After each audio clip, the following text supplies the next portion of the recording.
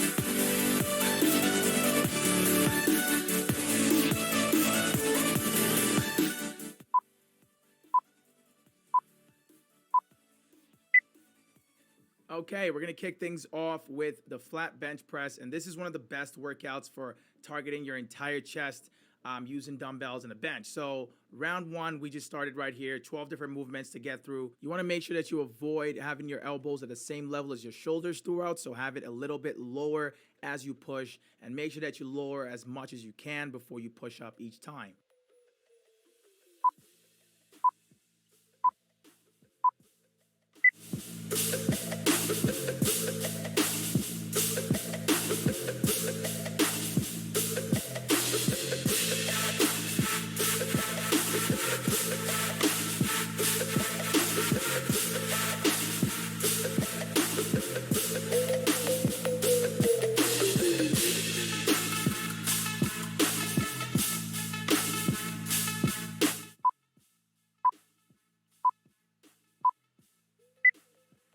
All right, coming up next, we've got time.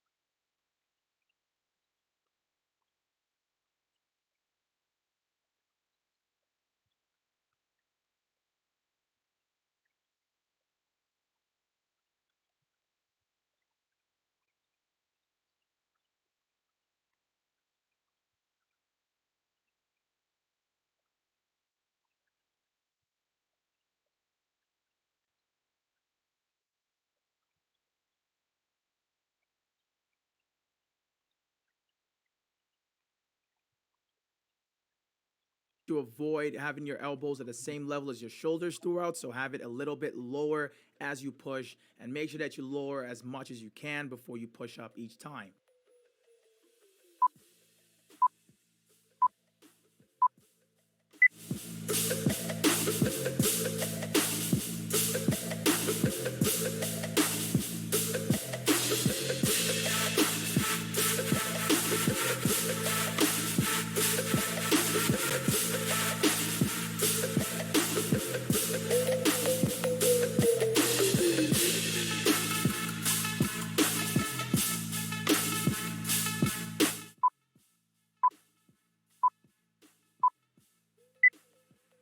All right, coming up next, we've got some flat bench flies, and these ones are really good for targeting your entire chest, just like the first one. But we're gonna be working with lower weight loads for this one, so 40 pounds, so a pair of 20-pound dumbbells. And this one is really good for getting that stretch and, building that width in your chest. For this, you wanna make sure that you've got a slight bend in your elbows throughout, and also make sure that you're not stretching too far out.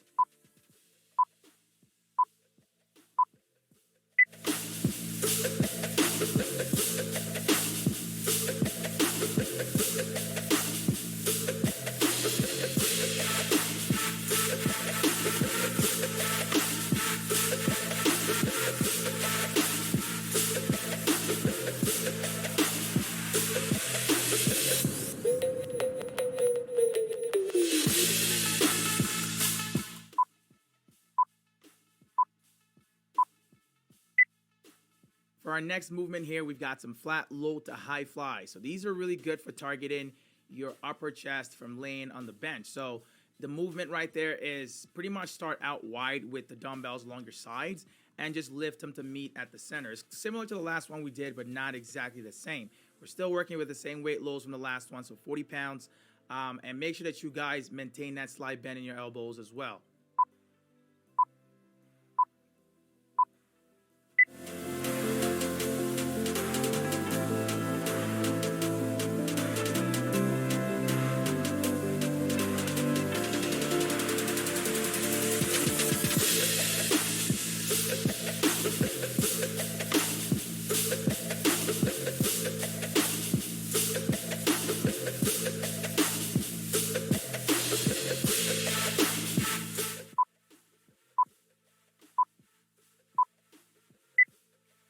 The next movement here is pretty similar to the first one. The only difference here is we've now got the bench in a decline position. So now we've shifted the focus to the lower chest muscles. So just like the first one, you want to make sure that your elbows are not in line with your shoulders. So make sure that they're lower than your shoulder level. Also make sure that you're lowering the dumbbells as best as you can before pushing back up each time.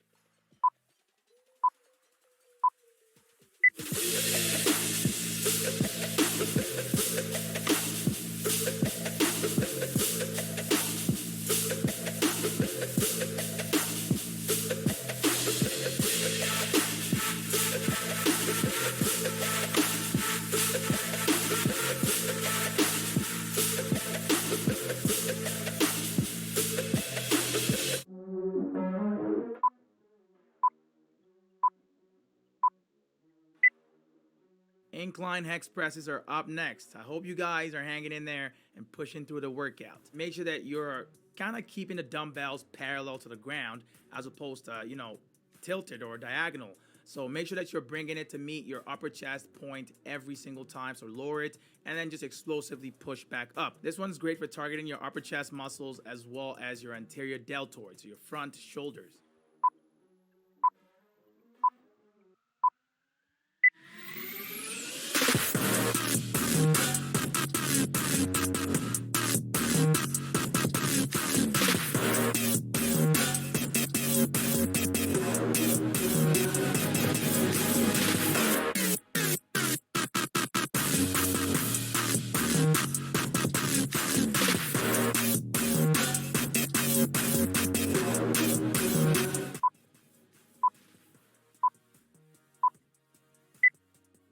The next movement here is the alternating flat bench presses plus hold. So this is very similar to the first one and also works your entire front chest muscle as well as your anterior deltoids and your triceps. But the thing with this one is we're introducing the holds to make it a little bit more challenging and keep your chest working out throughout. So just follow the main tips that I talked about during the first one, and you should be good to go with this.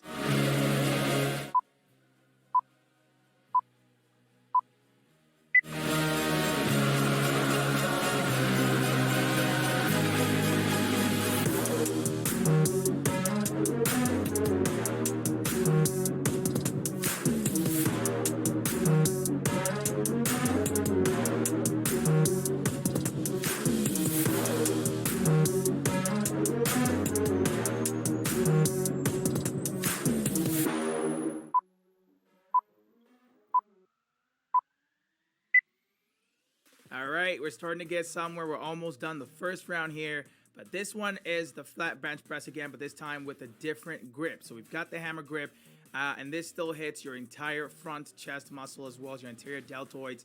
With this one, you want to make sure that you bring the dumbbells out as wide as you can using a hammer grip, and then just bring them to meet at the center. Do not make contact with both dumbbells or slam them together.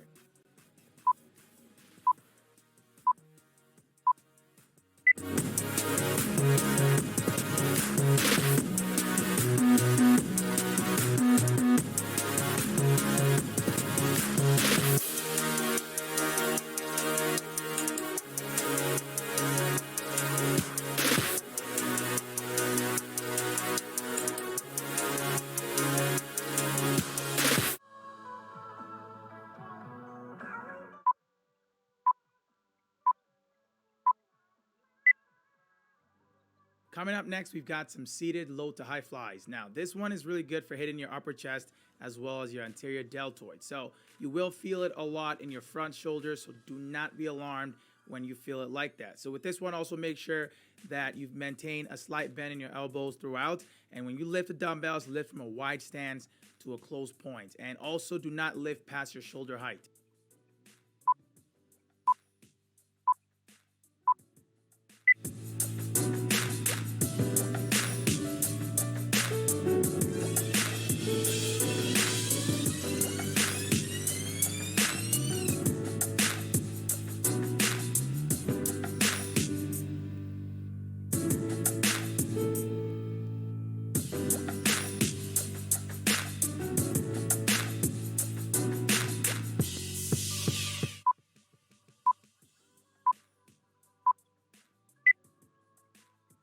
All right, next up here, we've got some alternating decline bench presses. Now, this one is really good for hitting your lower chest, as you can tell from the decline position.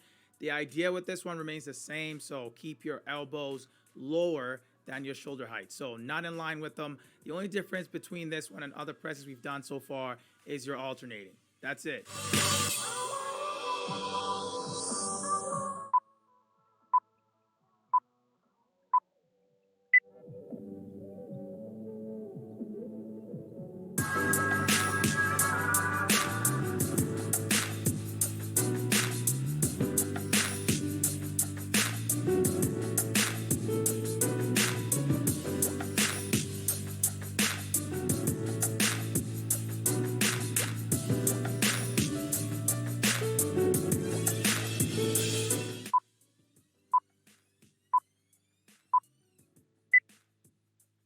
For our next movement here, you want to move your bench into an incline, so alternating to double incline presses. Slightly different from the last one because you get to alternate and then complete a double incline press. So this will hit your upper chest muscles as well as your triceps and your anterior deltoids. So just follow the same similar rules as we've talked about with most presses we've done in this routine so far.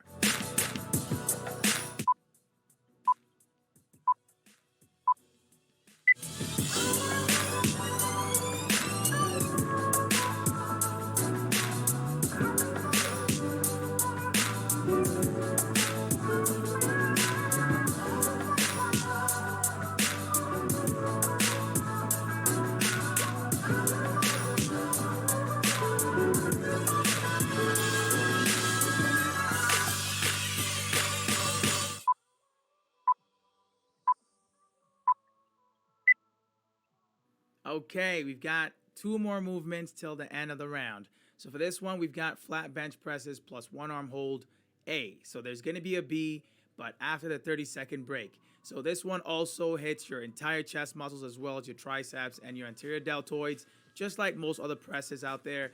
Just make sure to follow the same rules. The only difference here is you're holding with one arm as you push with the other one.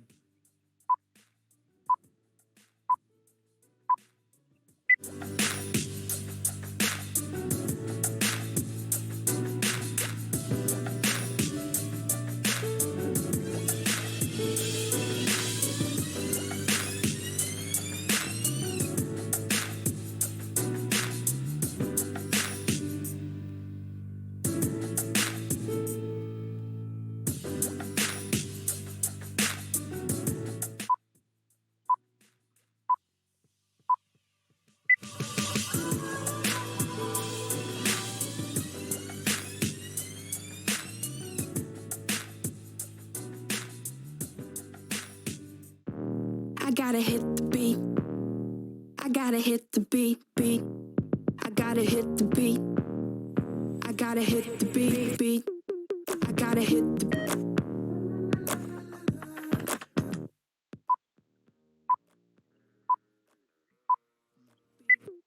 I gotta I gotta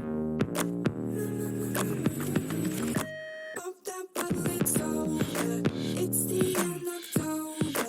Champagne on the shoulder. This is my exposure. Pop that bottle, it's over. It's the end of October. Champagne on the shoulder.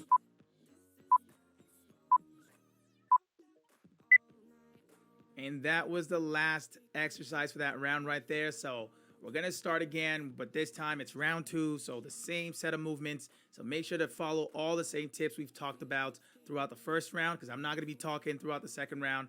But I wish you guys the best, and I hope you guys crush this workout for me. I'll see you guys at the end of it. Let me know down in the comment section how you guys found the workouts, and if you'd like to see any kind of other workouts moving forward.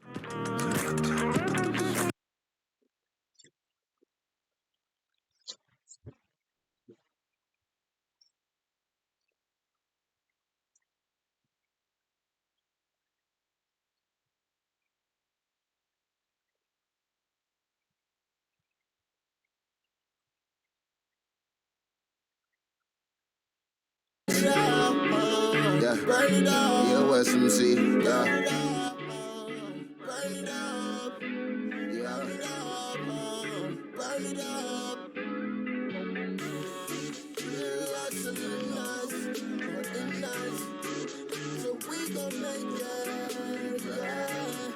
Bro, I'm so fucking hungry, boy. Yo, what you wanna eat, boy? I've been doing this vegan thing, plant-based for like 10 days now, bro. I can't eat this crap, son. You know, you put me on, boy. Put me on to something good right now. Oh, bro, I got the spot for you, bro. Please, all that Spot working that's out? gonna hit the spot. Bro. Where's that? Where's that? Bro, it's right here, bro. Oh, I see Bro. flowers, bro. I don't see Bro. food. You don't know about the spot, I bro? see flowers. I don't see food. You don't know about the spot? It looks nice. Bro. Oh, my God. Right here, How you doing, bro? Right here, man. Oh, you know this already? Yo, Let's look at the hookup. Yo, you got the hookup, bro. The spot that's gonna hit the spot. Come on in, man. Let me see what you guys just do it. Come on in. Look at that, man. Veggies, drink it, man. Here with my guy, Bam Bam. Make sure you follow him on IG, on YouTube, and Facebook. Yo, same thing with Brawley Games. Make sure you guys follow him on IG, follow him on YouTube, follow him on Facebook. Yo, I'm back here again. I kind of messed up on the last video. It just kind of cut off out of no reason. But I got my guy, Brawley Games, man. Yo, he been on the plant-based diet for how long, bro? 10 to 11 days now. Yo, he's kind of new to this is thing, bro. breakfast for me. They want to know what I eat in a day. Look at this. A veggie burrito. My guy Bam Bam is putting me on, inspiring me in many ways. My YouTube, because I already work out. He's like, yo, bro, you work out? What the hell is wrong with you? You look like this? Start on YouTube. I saw him next time. You started your YouTube? No. What's wrong with you? All right, come work out with me. Do you like my YouTube? Oh man, this shit is lit, bro. Oh, I'm gonna start one. Now look at me now, plant-based, Yo, drinking, eating good, Yo, I'm body glad- feeling good. I'm glad he took that route, man. Too much potential, too much potential. But how this tasting right now, bro? I can't even finish this whole thing. I'm probably gonna finish this half, and I save this half for later, because The way, the 2 bites, and I'm like, oh my gosh. It's so filling. It's so filling. Guys, if you're eating things, pizza, there's nothing wrong with eating pizza, nothing wrong with eating fast food. But obviously, if you take 2 to 3 bites, It's and wrong. it's not filling. Let's be real. He changed his mind. He's not saying this today, but yeah, fast food is really bad. Pizza is cool, but is not good for you. We have to be real, be honest. Like fast food will literally damage your body, your mind, everything. And pizza is the same, but you have variety. Like a good restaurant with good ingredients is less bad than like a fast food pizza restaurant. But fast food is really bad in general. Probably shouldn't eat that a lot. You probably shouldn't practice eating that consistently. You should eat the food that you cook at home and that is filling, like this. This is a lot of carbs and starch right here, and proteins. Hitting. Okay, guys, let me ask you where we at right now. So, good, you know, Mel. We're at the veggie spot. Yeah, it's a veggie spot. Veggies. It's called Vegan- veggies. Yeah, veggies, vegan dishes. They got juices, smoothies. It's right here. See, even Mama, even looking good, right, Mama? Even Mama said it's looking good. See, it's looking good, right? See? But I don't know what you eat. Exactly. Even my mom was like, we don't even know what you're eating, but it looks What good. you eat? Tell me. It's a vegetarian burrito. Go ahead. No meat. No meat. No, we don't like it. This is good, right? Yeah, okay, we have it. 272 pounds. Oh wow. Economically, leave it alone, no more meat. That's Yeah. supposed to be fish. Tuna fish, salmon, sardina. Yeah. Yeah, we have it 200. 200. Did you hear that, guys? 72. Did you hear that, guys? 72 pounds. Did you hear that? Oh. Did you hear that? She was 200. Es mucho poisina. Ah. Después, you A whole have bunch it of pus. 2 months. Two de months. poisina. A lot of You pizza. gotta do exercise Yeah. 55 minutes para que the pizza, Pizza, yeah. don't make it for you Santa Claus. You see what she's saying? She's saying if you eat pizza, Thank you, God bless no you. problem, Mama. I Thank you love for you. your words and your Thank you. testimony. She said she used to weigh 272 Man. pounds. 272 pounds. She's look at her, look. Ah. She said Everything she's showing you. easy. That's all that she's lost by This is stop to eating meat. way to go. Exactly. Turn back. No make it kill the meat. Exactly. And fish, tuna fish, y fruta. Fruit, a bunch of fruit. See? Exercise. See? You That's know what she said? Guys, today we're gonna do hours. smoothie from fruits live on YouTube. Young Gorilla. Make sure to go check it. You'll be in a few hours. We're gonna work out. We are gonna do that. So make sure you watch it. Maybe I'll do the 1 meal a day. That is true for you to see what I eat. And it's not like different every day, but similar in certain areas. So you're gonna like it.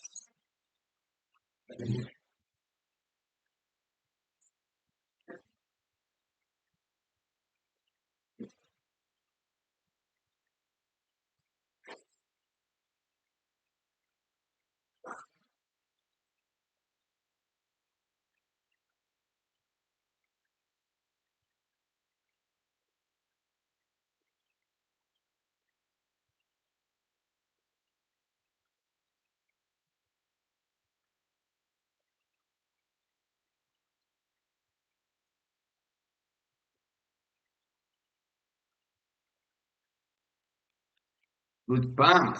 Let's go, man. Let's go. We don't stop out here. 30 seconds rest. We don't stop out here. 6 hours. Wow. Y you do exercise. When you feel tired, Yeah. you take it Sleep. party. Sleep. 6 to 8 1 hour. hours. Entonces Exactly. ya complete. You hear what Nice. Mommy says? She's a testimony in itself. She's seen us eating good. She had to stop and let us know her own life story. She said that she used to weigh 272 pounds. You see Mommy there?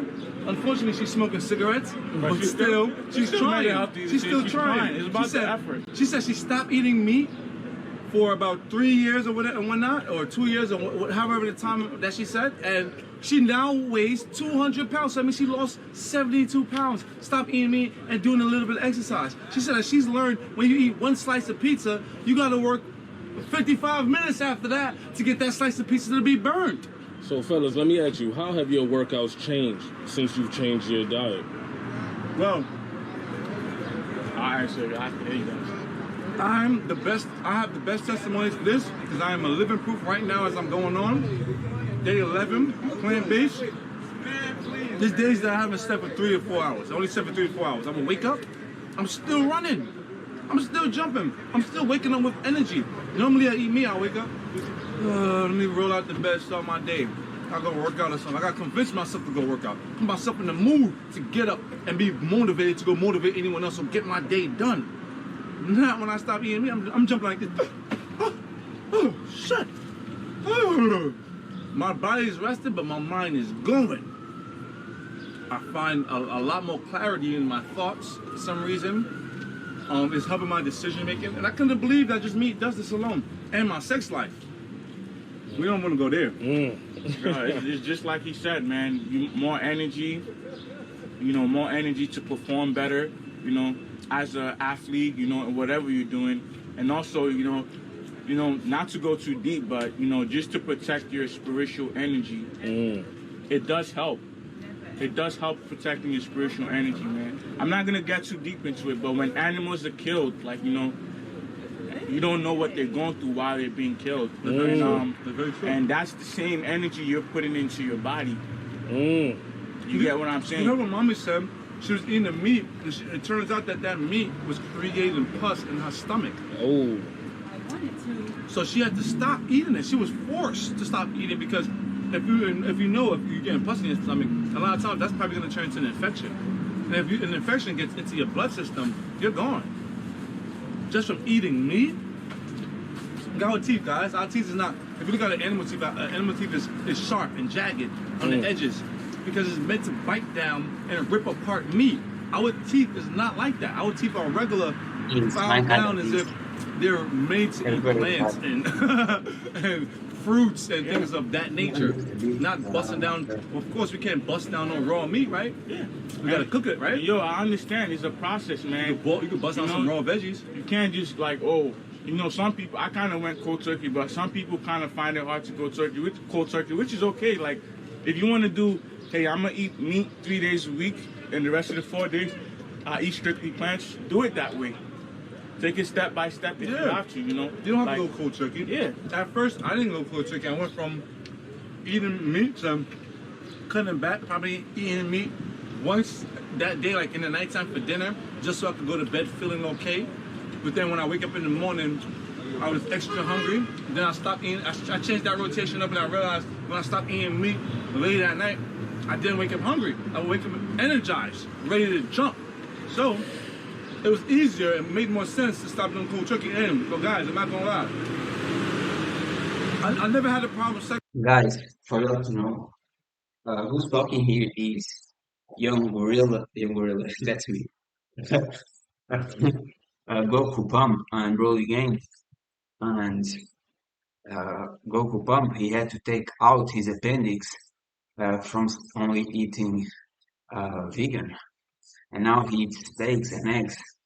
So don't watch these videos and be like, oh, this is the end all. You all like, they know everything. It's not like that, guys. Like, a lot of time these guys, they start in doing something and then can even do it for years and then get injured or something like that and change. So I know Broly Games is on plant diet, but different people have different bodies, and you have to see like what fits in for you. Try everything and see. Just don't take an answer and run with it just because. Like, I do 1 meal a day and I love it, but that's me. Sexually. But the way I be waking up, it's as if I'm a little kid again. It's as if I'm a little baby or something. You know what I mean? That alone, I can't deprive myself, my little man down there. You know what I mean? For some meat, I got the meat right here already. I don't need no more meat. No homo, guys. Yo, like you said, man, he was already performing very well before he went plant-based. And I thought I was strong. I'm like, I work out. I thought I was doing Nah, he something. was strong, bro. I thought I was doing Nah, he something, was man. I strong, really bro. thought. He was I strong. really thought. He was strong, but now he just, like I said, it's a journey. He's just trying to always level up more. So now he's even gonna be more stronger, but he was strong, man. Yeah, look at him. See? He's used to this diet. He bust that shit down. I'm gonna telling say, you, Bam I'm Bam, so what you full. drinking? What you drinking? So Tell here me. we got the beet juice. This is mixed with ginger, apple, and cucumbers, man. I hope I said that right. Cucumbers, man. He good. Cucumbers, yeah, man. Hella refreshing, guys. Yeah. So this is good. Good for the blood. Yep. Especially as men, we don't drink beets enough. Mm. Beets is good for the blood, enriches your blood. Talk about it. The apples as well is good for you. The Talk cucumbers about it. is very refreshing. These things combined go through your system so perfectly. This will flush through your system a lot better than any type of meat that you eat and give you energy. Okay. Right so now we have carbs. We have Another thing is, Broly James, in another video, he's talking about B12, something you need in your body, right? And he takes like some weird stuff, right? And guess where you can find B12 naturally in food, in steak. So you have to be real and see that. Don't try to be all like extremist and stuff. It will not give you what you want. proteins. Feel me? We got vitamins, vitamins B, All vitamin in C, one. You got vitamin fiber. you know. You know, meat can only give you one thing. Protein. Matter of fact, two things. Protein and Again, saturated fat. This is a lie. This is so lie. Like meat gives you a bunch of things. Literally, you have people who heal themselves from a lot of illness just from eating meat. And that's the thing. The same guy who's saying this now, he even says he don't know if carnivore diet is the best diet nowadays, like this was 2 years ago. So that's why you have to be aware. And of the content, what he's saying is basically a lie. I don't think he wants to lie. I think he doesn't know at that time. Fat, yeah. Yep. Plant-based, no. You know what you could get from just lentils alone? Fiber, protein, and carbs. You know what you could only get from meat? Protein and saturated fat. That's it. That's simple. Yeah, man. You make the decision. Plant-based is the way to be, man. Okay, fellas, so let me ask you, if day one, somebody see you guys' video and they want to start working out, they want to start eating better, what's your suggestion? Your diet, focus on your diet.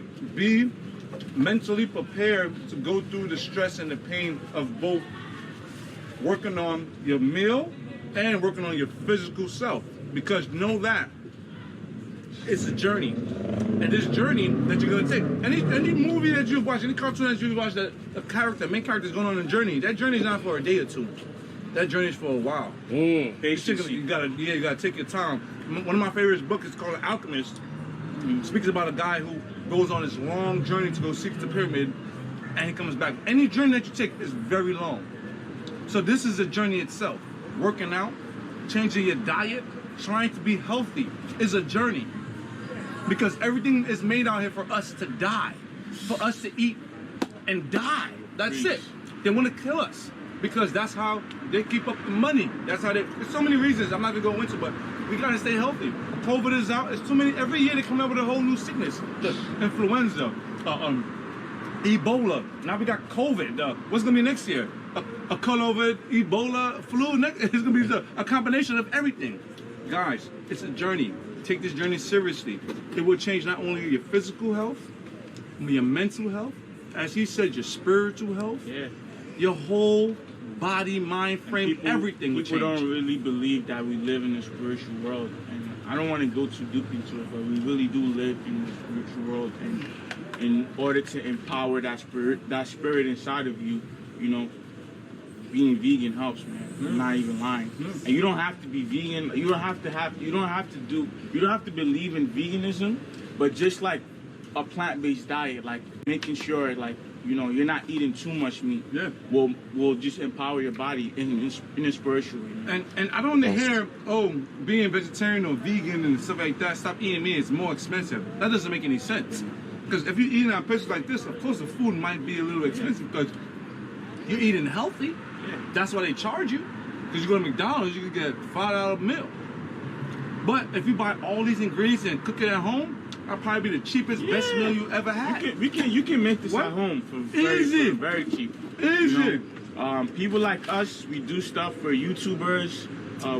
He's a personal trainer and a YouTuber And a chef. and a chef. So his day is like occupied with a whole. So he has to like, you know, it's like just manage his time wisely. So it's like the time he would spend cooking, he would be training. You know, it's like. But if you're just, you know, I'm not saying average person or whatever, but if you don't have that much time, you know, just take an hour out of your day, 2 hours out of your day, make this type of food. You know, hopefully we can go to the guys whatchamacallit, what's it called? The backyard? Not the backyard, where they cook in the restaurant. The kitchen? Yeah, we can go to the kitchen and he can show us how he makes it. You know, that's that a way, fact, that's a fact. That way we can make it at home, or y'all can make it at home. But yeah, man, yo, invest in your health, man. That's the best thing you can literally do. Feed your body. Listen, even if you don't even have to train like we do, man. If you do a couple push-ups every morning, that's okay. But as far as what you put into your body, nothing beats that, man. You'll be more powerful. There's more people Yeah, out there. guys, like, to be honest, it's better for you to train, but if you can do like 50, 100 push-ups a day, is way better than nothing. Way better than nothing. Don't slack off, guys. Looking fit, that eat right, And if you can only do push-ups with the knees down, do the push-up with the knees down. No excuses. Yeah, don't train. work out, Yeah, then there's people out there that work out and don't eat right. yeah. So how you eat sets your mood for the day, man. Exactly. You eat something bad as soon as you wake up, your whole day is messed up. You might just treat a lot of people around you all messed up. Yeah. Because, you know what I mean, what you ate was messed up. Yeah, man, your lady's Your not spirit going has to changed. Yeah, your lady's not even going to enjoy your vibes. Like, bro. Now you're probably sluggish. She wants some loving, then Yeah. you're probably sluggish and tired because you ate too much meat, boy. Feel me? She don't want you to be eating that meat. She want to be getting the other meat. Come on, man. Come on, guys. Guys. Step man. up. Shout out to my guy, Bam Bam. Shout outs to Brawley. He brought me to this spot. Yo, shout outs to Kev. Constantly showing. cameraman. Shout out to the motherfucking cameraman. That's yo, for sure. Kev Speaks. I already Follow know him on Kev IG. Speaks, man. Follow him on Facebook, on YouTube. At Yes. Go Beyond Fitness. Shout out to my guy Matt. Shout out to my guy Irv. Yeah, man. Shout out to my guy Rip Right. Yep. Shout out to Gumby. Yo, shout outs to everybody, man. Word, man. It's all Yo, love. We keeping the peace, we keeping the love, That's keeping it. the vibe good. It's all Good love. energy. We sending you guys positive energy, That's man. it. Sending you all It's that all positive love. energy. That's it. So guys, like we always say, I done smashed my chest like a billion times, but I'm gonna keep smashing it. Yo, he got a YouTube channel. I got a YouTube channel. The link's gonna be in the description. Make sure you guys smash that like button. Woo. Smash that like button. Smash that share button. Let's go. Yo, Let's go. So smash many all the buttons. buttons. Smash it. Smash the comment button. Let's go. Guys, leave a comment below, man. Let us know what y'all think. Let us know what you think about this video. Let us know what you want us to upload next, because we will do it. We're doing this for you guys, man. Facts. Raleigh started his channel for you guys. That's a fact. Not for me. This is a sign to take pictures with your crush. Drop the roof and let the smoke clear. I got diamonds doing tootsie slides in both ears. Dice rolling on the Las Vegas strip tonight. That's crazy. Slip that on and we might miss the fight. It was a joke, but that's crazy. I believe every man wants a modest woman, a woman that doesn't twerk around, that doesn't drink, that doesn't party, that stays home, that cleans for them, and that cooks, that worships them. And if you show yourself as a party girl, no man will want you. Maybe for one night stand, but that's not wifey material. And I promise you, you wanna be wifey material. And we can all have a past, and you can go through there, and you can build yourself to be wifey material. That's how you're gonna find the happiness when you're a wife and when you're raising your sons and they are proud of you and not ashamed. And I'm sure with these bikini pictures, they are gonna be ashamed. I honestly believe as a woman, there's nothing more satisfying than giving pleasure to your man. Of course. Ooh. Yeah, I So agree here's with the- you. I said it again a little slower. One more time. Yeah, yeah. And look right into the camera, okay? Over here. Where's the camera? As a woman, I believe there's nothing more satisfying than giving pleasure to your man. Ooh la la. True, guys. But be honest, that's true. Like, if a guy likes a party girl, it's basically for two reasons. Or he is a party boy, so it's just gonna lead to a toxic relationship. A man don't want a partner who is like damaged and just wanna do drugs and alcohol and stuff like that. And that's man, and just show that you're going to have a lot of toxic problems.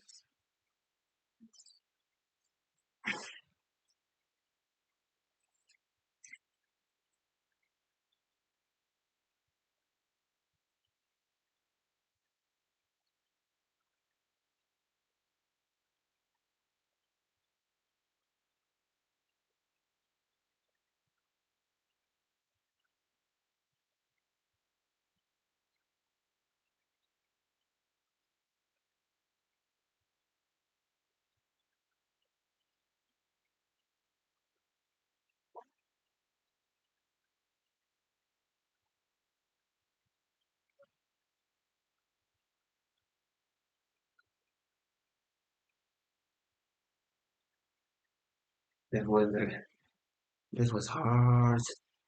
What are we gonna see? What we gonna see? I really don't know.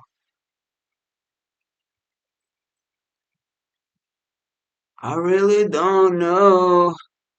Always wanna hear music, but Twitch is boring. Will not let me. Will say that I have copyright, and they will delete my channel. So that's something we cannot do, guys. You cannot listen to music.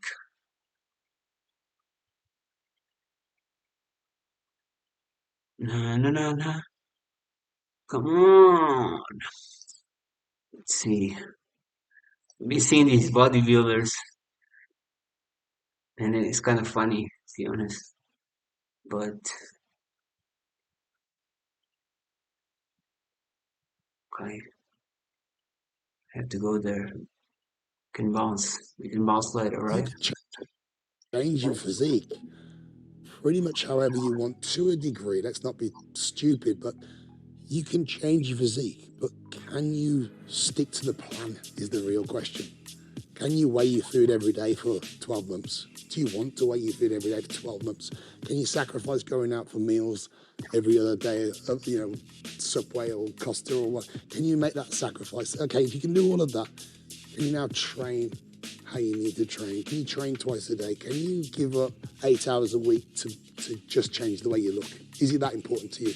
And if all those answers are yes, you can make massive changes. Welcome to this week's Escape Your Limits podcast. Our guest today is known as a real-life Hulk due to his ability to go from a 6'6", 310-pound athlete to a 360-pound mass monster. At a young age, he started out as an emerging cricketer, but his professional athlete dream was cut short when he faced a devastating injury. Little did he know that this would be his stepping stone to a successful career in the fitness industry.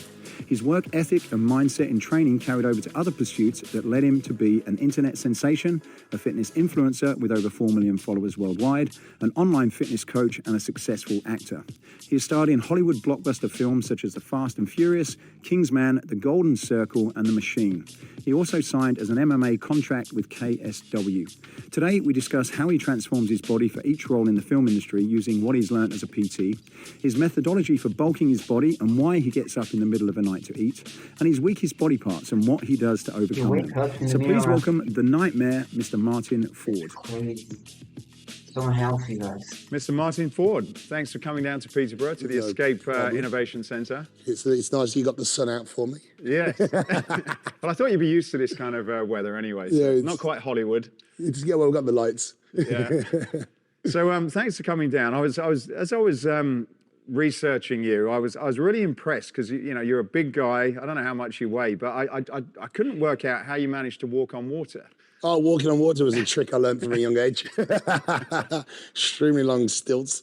Yeah, that was a show and a half, the Nevers. And the walking on water scene was something that was really sold the character to me. And I don't know if you've seen the film or the fight scene that goes on after that, but it was the first time ever in the history of TV and film that a fight scene had been shot above and below water. So the dynamics to make that happen was extremely in depth, and the end product was incredible. It did really well. That did phenomenal. But it was so difficult to try and get to sell the actual trick of not going under the water, but being able to stabilize on water, and then and capturing the lead actress who was playing it. The fact that she was obviously drowning under it. So the dynamics were pretty incredible. But yeah, it was a trick I learned from a young age, that was. Yeah, it was very impressive, really. And I watched the guys who were sort of obviously the mad scientists that were testing all these different types of materials, and it must be quite interesting as well as being an actor to sort of see some of the effects and capabilities. 100%. And I think what people, probably similar to your business as well, in all fairness, what people see is the end product and they don't see the process to get there. And then people don't really understand and appreciate the value. I was talking about that when we were going around.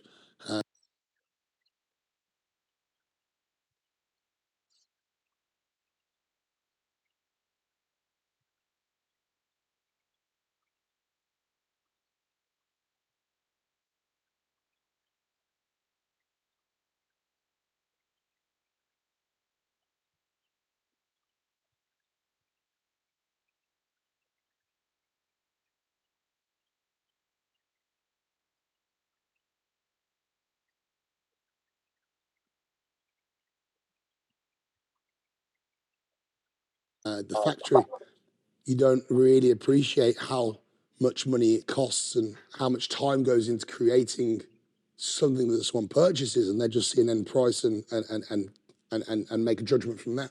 But then when you see the hours of detail and depth that goes into creating that end product, and that's why the end product's so good, you really appreciate the process. And definitely with that show, that was something that I couldn't believe how much time and effort had gone in to just making it look real, which is why it looked real. Yeah. You're known as the world's scariest man. Yeah. And I know you're a great family man. You're very close to your children. How do your children see you? Not like that.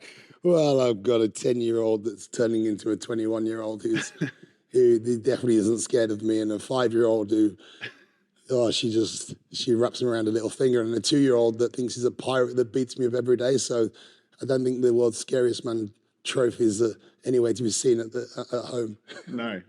The thing that I was quite surprised is I saw some pictures online of you when you were 17, and you almost looked like a different person. Obviously, you can see your face, but it says you was like 11 stone, which is about 154 pounds.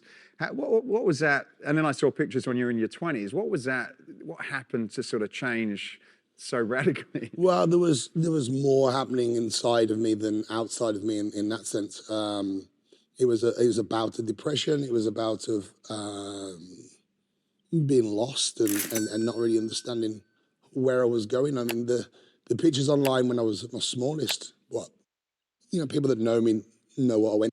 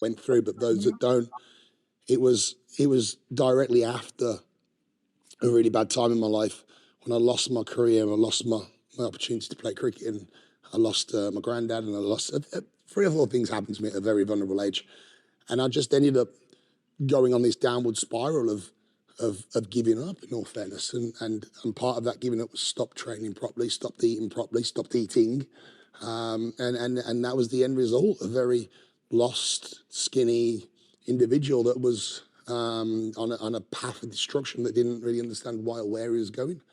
And then fast forward a few years, found the light and realized that fitness was actually what I was in love with. And it wasn't so much the sport, it was the intrinsic feeling that I could get from being good at something. So I just changed the direction of what I was doing. Instead of going after the professional cricket player, I was like, well, I'm just going to use sport and find a different path. And then that was where it really started happening for me. It was, I think I found an end goal again.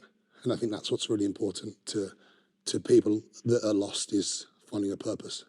I think a lot of people at the moment are, maybe it's just the sense of what's happened through the pandemic and just, well, the world being quite a crazy place. And you hear a lot about people sort of going through that at the moment. And what was the thing that helped you sort of go from that sort of very lost place where things, probably a lot of things in your life weren't going right, to attaching on something that was pulling you in a more positive direction?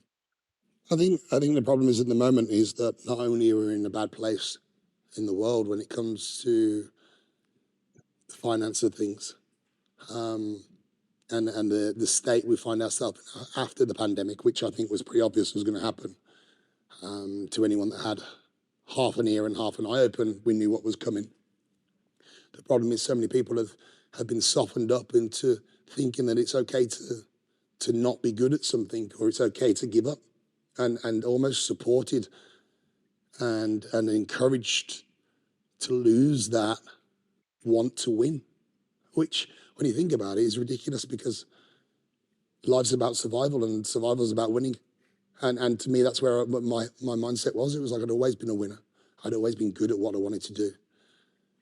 I just didn't realize what it was I wanted to do at that point. But I always had that built in me, that it was down to hard work, it was down to repetition, it was down to consistency, and it was down to wanting to be good at something were the fundamentals that ultimately made you good or bad. It didn't really matter what the end goal was, because you had that intrinsic energy to make it happen. You just had to find out what it was you were trying to get to. And I think that's the moment's clarity I had. It was letting go of something that I put so much time and dedication into, and accepting that it was no longer there, but that it wasn't a waste of time, because it taught me how to do stuff, and I learned processes that could make me successful in something else. So I think having that moment of seeing the lights, as some would say, that it didn't necessarily matter. I wasn't going to achieve my goal that I initially set out to achieve, which was cricket, but that I could achieve something else, so I could still feel self-worth. And I think the hardest thing is, especially, you probably can't say this now because it's not correct, but as a man, having a purpose and actually feeling that you've got a use and you're being productive and you can create and you can provide and you can protect. But what is it that gives you the ability to do that? What makes you different? What gives you the ability to earn? What gives you the ability to be successful? What allows you to create a future? And at that point, I had no family, no children, no house, nothing. And it was like, well, how am I going to buy a house? How am I going to provide for children if I can't even get a job that's, you know what I mean? It was like, well, it became such a big confusion that I had to strip it all back and micromanage the steps. I was trying to get from step 1 to step 100 and ignoring all the process in between. So it was a lot of self-reflection, and I think that's what's good about sport is it teaches you that. It teaches you that if you want to be able to jump 3 meters, first of all, you got to be able to jump 1. And then you've got to build the muscles up to jump 1.5. Then you got to build the muscles up even more. Then you got to add speed, and then you got to add explosiveness. And it's the same as life. You can't just all of a sudden be good at something. You got to go through the processes in order and be consistent, and then eventually you'll get there. And that's, I think that's probably what we're missing a lot. Introducing the next big thing in functional training, the Escape Barrow, a revolutionary training tool that combines a loaded farmer's carry with a sled push to develop hip, grip, and core strength. Developed in partnership with Pete Holman, inventor of the TRX Rip Trainer and Nautilus Glute Drive, the Escape Barrow can be rolled, pushed, dragged, and carried. The Escape Barrow packs a punch with an impressive load capacity of 440 pounds, and with a 2-stage galvanized paint covering process, it's also ideal for outdoor use. So head over to escapefitness.com/barrow. That's escapefitness.com/barrow to find out more. Enjoy the rest of this episode. Do you think people as well with the sort of internet culture that, you know, you'll see people online, like even like yourself, super successful, and people almost want that tomorrow and are not prepared to, or not willing to sort of do those small steps. I don't mean this as a massive statement and going after everyone under one umbrella. But from what I experience is that people aren't prepared to sweep the floor anymore.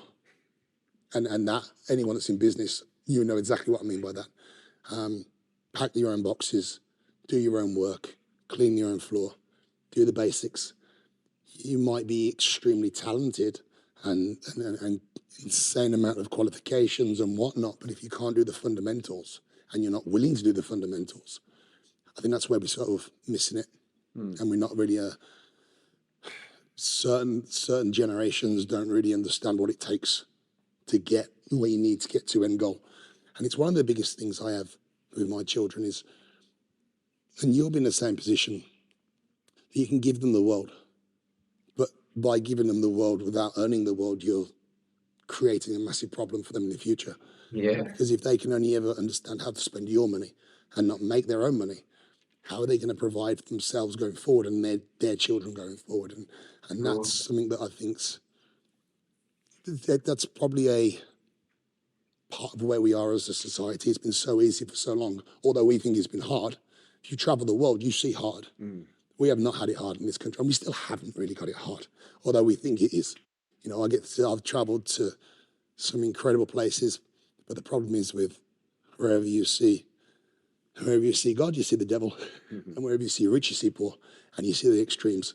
And I think it opens your eyes up to how soft the last 15, 20 years really has been. And then all of a sudden it gets a little bit difficult and people aren't prepared for it. I was listening to your interview with Brian Rose yesterday, actually, and you mentioned a little bit about your grandparents and how they were pretty protective with you in some respects. Very much, and then when that went, you know, you kind of realized a bit of a vulnerability in yourself because of that. And I, you know, in some ways, my parents were the same. You know, they kind of did everything for me, and then that step is quite difficult. And so with my children, I'm thinking about, you know, doing things a little bit different. Has that experience affected how you look at your children to sort of enable them in life? Definitely. I mean, I take the good. I say this, and I feel really guilty saying it, but I take the good and the bad from my learning experience from my parents and grandparents. But when I say bad, I don't mean bad as in they were ever anything but amazing. I mean what they couldn't do for me on a time and finance position. And I'm very fortunate that I can do that for my children. And it's more the putting time into their development through, you know, tutors and experiences, and trying to give them part of my wealth as education rather than monetary. Yeah. You know, you can take your kids out and buy them £200-300 worth of presents from Smiths. They'll be bored of them within 10 minutes. You give them a box that the game in, they'll play that for 4 hours. So there's no real value in buying. Obviously, it's important to have a certain amount, but my biggest experiences that I've learned from my upbringing is the time, love, and nurturing is vital. But then I want to try and also apply into that what I didn't have, but only because my parents weren't fortunate enough to have it at the time. So I want to try and put the educational side into it a bit more for my children, and whether they take it up or not, all you can do is give them the opportunity to try and learn. You know,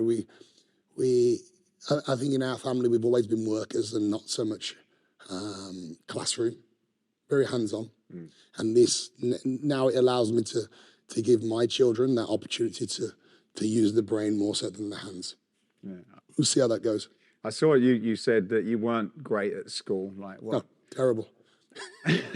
What did school give you, if anything? Then made me strong. Definitely made me strong. I think it taught me that life was difficult in a sense of, you know, I went to a school where, because I was always so big and a lot bigger than kids my age, the kids that were 4 or 5 years older than me always, looking back, probably felt threatened and made sure I understood where I was in my place. So, you know, from the age of like 10, 11, I was having to deal with 14, 15-year-olds that wanted to have it off on the playground. And that was I was never really a fighting person. I was just big. So that was something that made me understand that life's not always nice. It taught me that life's too short to do something you don't want to do. And being in the classroom was definitely something I did not want to do. I hated it with a passion. And in all fairness, I didn't really have a massive friendship circle, but I had 1 or 2 close friends, and it really taught me that you're on your own, and you know, and you really are on your own, and you'll create small circles of friendship, but ultimately you're in control of your own destiny, and it's down to you to make a good life or a not so good life. So I think that was pretty much what I took out of school. I can't remember much else. Do you think some of it as well, though? I know I sense you're a bit of a creative person. I don't know whether I'm correct, but that's my sort of my perception. Do you think that in sort of traditional school, you know, you're definitely younger than me, but you know, they probably wasn't giving you some of those things that you could have got into and really enjoyed. Yeah, 100%. I think the problem with school, I don't think it's really changed from going to parents' evening and seeing how it's done now, is that usually I train 1 hour, but this was not enough at all. I'm gonna keep training till more 30 minutes. Fill this chest up. If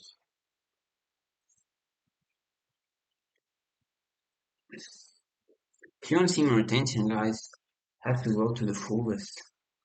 Have to drop all this energy out. You get what I mean? Trained to be something that they can use, as in the system and the government, and it's a nice, all right, well, if we can get you into that box, we can tick that and we can utilize you. They don't really want people, this sounds a bit negative, but I don't think they want people to develop and be the best they can be, because ultimately it's challenging to their hold. Yeah, I would agree. I had a similar experience at school, and I suppose they don't teach you to be free thinkers. They don't teach you some of the basic things. They don't want you to ask them questions. They don't want you to disagree. They don't want you to have opinions. They want you to say yes, no. We went to school sucks. School teachers are losers. School suck. Like, it's boring as fuck. So glad I finished it a long time ago. And I did bachelor degree and a master degree, and the experience was different. The bachelor degree, I kind of like it The master I didn't, I hate it. But school is just another level of bullshit and trash environment. I hate it all the way. Fuck school. You know if I can say this on Twitch, but I already did, so that's it. F school. Went to a parents' evening with my daughter's teacher, and she said exactly the same thing. She said she's really great, but she asks too many questions and puts her hands up. Well, that's the point, isn't it? And the first thing I said, well, isn't that a good thing? Yeah. And she kind of thought a minute, and then she sort of changed the question. But it's like, yeah, you know, Shay wants to know everything. Yeah. But they kind of want. Well, in this particular place, they kind of want her to conform a little bit. Maybe if you could just tone it down a touch. Yeah. We want you to be good, but not too good. We want you to be interested, but not too interested. And then also with the schooling, it's like, well, it's always down to we've got 25, 30 other children to teach. Exactly, yeah. Well, so what about mine? I'm not bothered about the other 25. And I think that's where I'm taking a bit more of a hands-on approach with my children's education and trying to give them an external helping hand as well. And also, like you said, to try and find stuff they enjoy doing. My eldest, she horse rides, she does dance, she's done swimming, she's done tutoring after school. I wanted to experience everything so she can make an informed decision on what she wants to go into when she's older, and not think that she has to be in an office working for someone, being told what time to turn up, what time to go home, and ultimately end up depressed. Because I don't think anyone really wants that. No. Who were some of your key influences when you grew up that have shaped who you've become today? Definitely was always sports. Everything was sport-based. And it was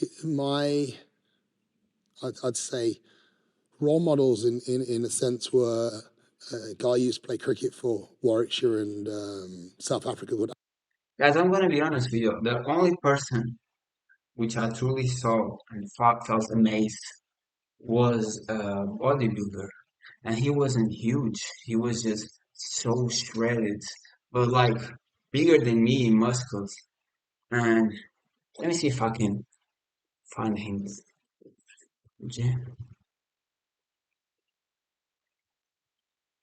Yeah, his name is Jeff Said. And when I didn't get crazy when I first see him. Now was when I was young, when he had like a real lean and shredded body. He wasn't as buff as now, like neither as big. He was just really lean, and like he had a beautiful body. I didn't thought it was possible for a man to have that body. So he was literally the person which made me like, wow, I can be like that. And he used steroids. It's kind of obvious, but I didn't even knew what that was at the time. And yeah, like for me, always was bodybuilding like the thing. That's why I love fitness. I'm doing an e-commerce course now, which I'm getting paid to do, but I'm thinking of doing a personal trainer course, but it will take 1 year or 1.5 years. It will take a long time. But that's what I like, being like the most beautiful body that he can get.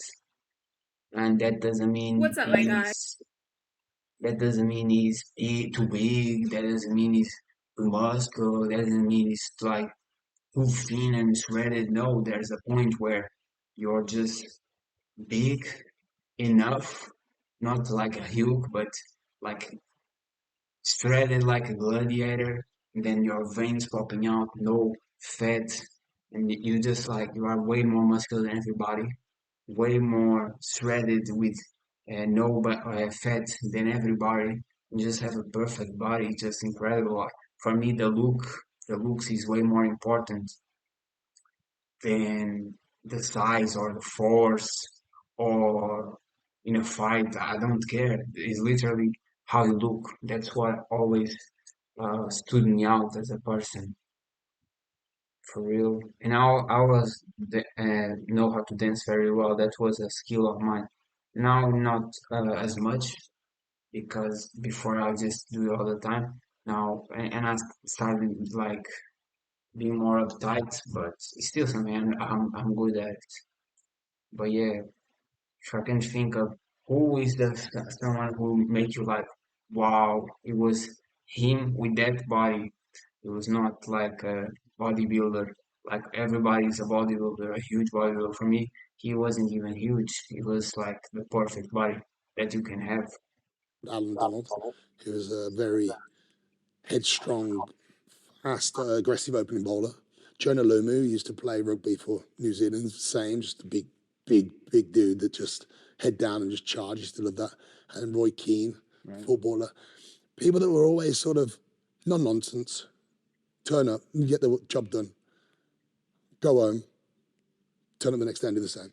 And that I love that. You know, I like professional individuals who aren't afraid to be strong characters, say what they think, wear the heart on the sleeve, and be committed and non-nonsense. I'm not into the school ground bantery. I like professional, hardworking, almost slightly angry individual. I just think it's something that's definitely resonates with me. I'm all up for having a bit of fun and games, but when it comes to work, I'm there to work. Yeah. And that's what's stayed with me through my training, through my acting. I can almost be boring because that's a job for me. That's what I need to put my head down and concentrate on, because I know I can be good at that, but I can't be good at something else. So I need to make sure and that's the kind of mindset that I think them guys resonate. It's like, this is what I'm really good at, although it's a fun sport, I'm here to work. What attracted you to bodybuilding? Because I know you're quite close, or you had a relationship with Dorian Yates, who we interviewed on our podcast, and I also interviewed a number of bodybuilders, Frank Zane, and they mentioned that people who are attracted to bodybuilding, which is myself for quite a bit of my life, even now today really, they kind of use bodybuilding. There was two things. They either had an issue with their father, some kind of, and even Arnold Schwarzenegger, they said fitted into this category, or it's used as some sort of shield. Mm-hmm. So what attracted you, and what are your thoughts on that? I mean, father relationship, definitely, that's not a one. My dad's we're very close. So there's never been anything there. Shield, I could understand that to a degree. I think for me, what really attracted me to bodybuilding was actually something completely different to that. It was the ability to be good at something and rely on no one else. And to constantly test and challenge myself. And at times to hurt myself without physically hurting myself. When I got that rage inside me and that anger and that frustration, I could go in the gym and I could put on relevant music, I could scream it down, I could move weight, and I was good after. And I genuinely... True, guys. Like a lot of times we are bummed out, we are like angry, we are sad and motivated, frustrated with whatever. Lifting weights, there's a lot of pain in it.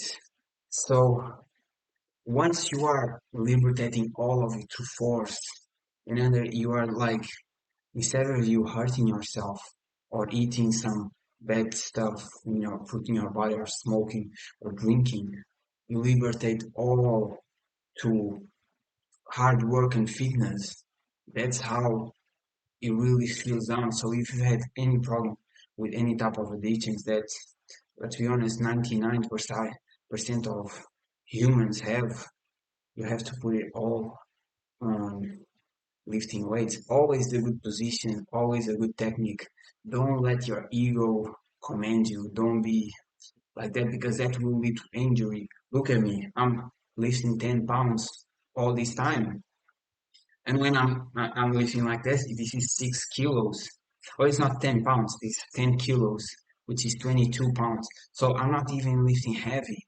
And I start with 4 and then 6, and you don't need to be like, oh, let me just do more.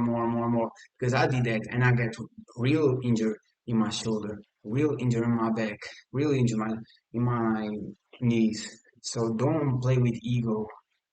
Nobody care. Like fuck everybody.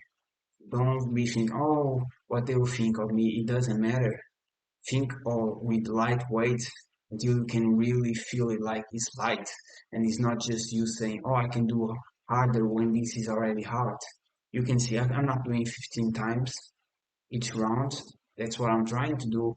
Now I'm doing 8, now I'm doing 7. Maybe the first time I did 15, but the second already I did 12, and then 8, and then 7, and then 8, then 7. And it's like that, like you don't need to operate the way to gain muscle. Be always very careful for you to not get injured, not have problems in your ligaments and all that. I know we are talking serious right now. It's not complex all the time and playing all the time. I don't have a lot of patience for that, to be honest.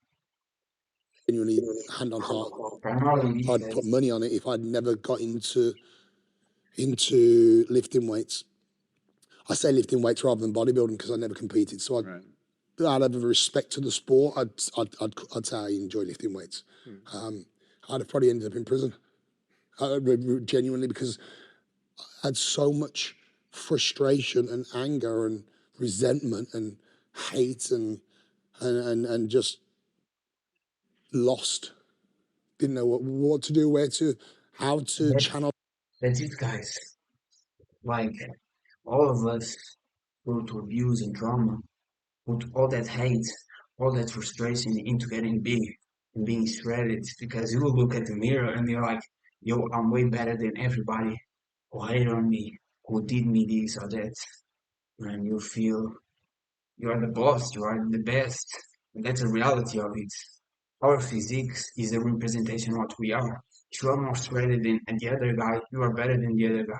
We know it, you know it, I know it, everybody knows it. That's a reality. Some people will say, oh no, because they're insecure and they pussy. That's the reason. Even now I was running without shirts, just my shorts without shirts, running, and someone's like, dress your shorts. Why? Because I didn't even look at it, I didn't care. But he probably was fat, he probably was thin, and he felt insecure because he saw a real man with the body he desired, but he didn't put no effort in it. So that's always haters. And yes, your body will tell the value in it. If you have better value, you're more disciplined, you work harder, you're more hotter than other guys, you are more stronger, everything. Your body it'll directly value and meter to everybody else.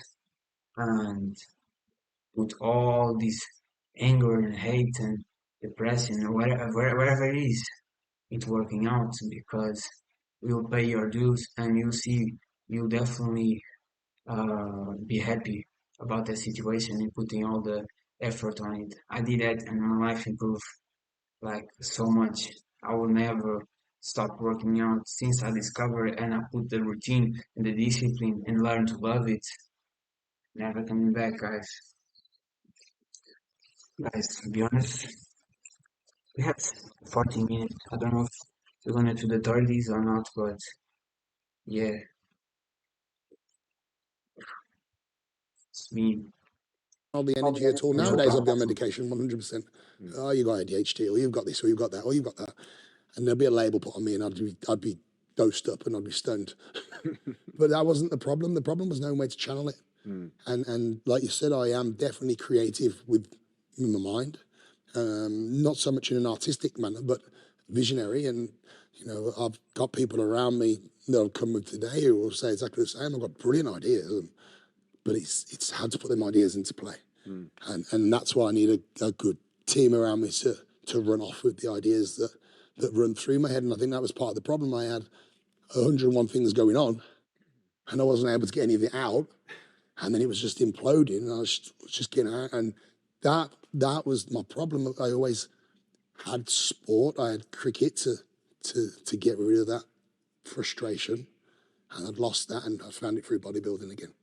From a mental place, we'll talk about sort of inside the ears, whatever that is, that mind, that brain. But do you find that as creative and inspirational and you know, visionary that you are, that is also sort of balanced with moments of equal sort of deepness on the other side, so that you kind of, you have these great moments, but you also sometimes have to deal with those other things, which is where you use the gym to kind of like, you know, balance that out. Yeah, I mean, I'm you know, I'm definitely someone who